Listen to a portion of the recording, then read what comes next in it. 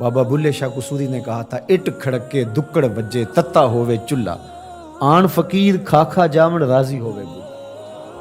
تو آپ کے گھر میں جو کھانا پکتا ہے ایک آدمی کا زیادہ کھانا پک جائے کسی مفلوق الحال تک پہنچا دیں عزت نفس کے ساتھ دعوت کی شکل کے اندر غربا کو اپنے گھروں میں دعوت دیں۔ آج کل یہ فیشن بن گیا عمراء کی دعوت کرنے کا، غربا کی بھی دعوت کریں، عزت سے بٹھائیں، اچھے دسترخوان پہ ان کو کھانا کھلائیں، ان کو تکریم دیں، ان کو عزت دیں، اپنے ارد گرد ماحول میں دیکھیں۔ میں نے یہاں بھی کہا ہوا ہے، پھر کہتا ہوں کہ ہماری ہمسائیگی میں، ہمارے قرب و جوار میں اگر کوئی ضرورت مند ہو تو مرکز اس کے لیے حاضر ہے، یہ اس کا اپنا گھر ہے، تینوں وقت کا کھانا دستیاب ہوگا۔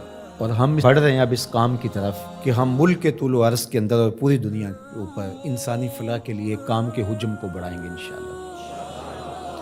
پہلے بھی اللہ کی توفیق سے ہم مختلف جگہوں پہ روہنگیا میں کام کر رہے ہیں، کاک بازار میں کام کر رہے ہیں، اردن میں کام کر رہے ہیں، فلسطین میں کام کر رہے ہیں۔ اللہ نے ہمیں توفیق نصیب فرمائی، ہم گزشتہ 3-4 سالوں سے ارض شام میں، سیریا میں کام کر رہے ہیں۔ اس طرح ملک کے اندر بھی اپنے محدود وسائل کے اعتبار سے کام ہو رہا ہے، لیکن انشاءاللہ چونکہ بہت سارے کام ہیں ہمارے ذمے، مدارس کا قیام، پھر ان کی ضروریات کو پورا کرنا، اور اس طرح سے فنڈنگ ہم کرنے کا مزاج بھی نہیں رکھتے۔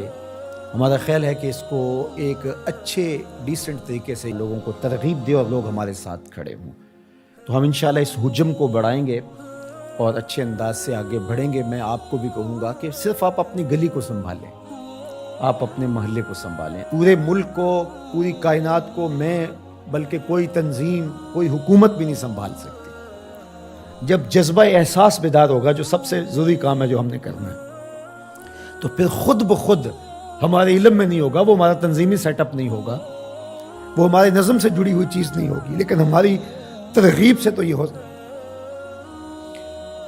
اس طرح لوگوں کے دکھ بانٹیں، لوگوں کے درد بانٹیں، سسکتی انسانیت کی مدد کریں، آپ کا رب باپ پہ بڑا راضی ہوگا۔ ادخال السرور فی قلب المومن عبادہ، کسی مسلمان کے دل میں خوشی داخل کر دیں تو یہ بھی عبادت ہے۔ آپ نہیں جانتے آسمان سے کتنی رحمتیں تمہارے اوپر اترتی ہیں جب تم کسی کا دکھ بانٹ رہے ہوتے۔ تو اللہ آسانیاں پیدا کرے، اللہ رحم فرمائے امت محمدیہ پر، پوری انسانیت پر۔ دور موجود کے سرمایہ دارانہ نظام نے دولت کو سمیٹ کر چند ہاتھوں تک پہنچا دیا، اور اس کا یہ نتیجہ سامنے آ رہا ہے کہ انسانیت بھوک افلاس کی طرف بڑھ رہی ہے۔ اور کہنے والے کہتے ہیں کہ آنے والے دور کے اندر لوگ نان شبینہ کو بھی ترسیں گے، بہت ساری اموات ہوں گی بھوک کی وجہ سے۔ وہ زمین جس کے خزانے بے بہا ہیں، اور اللہ نے قرب قیامت میں زمین کو خزانے اگلنے کا کہا ہے، جس کھیت میں فصل ہوتی تھی 15-20 من، آج اسی کھیت سے 40 من کے قریب نکل رہی ہے۔ زمین نے اپنے خزانے کھول دیے، لیکن یہ دولت سمٹ جاتی ہے، یہ وسائل سمٹ جاتے ہیں چند ہاتھوں میں، اور گندم خراب ہوتی رہی امیر شہر کی، گندم خراب ہوتی رہی امیر شہر کی، بیٹی مگر فقیر کی فاقوں سے مر گئی۔ تمام عمر جو اہل زر کی خلعتیں بنتے رہے، تمام عمر جو اہل زر کی خلعتیں بنتے رہے، ان فقیروں کے مقدر میں کفن کاغذ کا تھا۔ تو یہ عدم مساوات ہے۔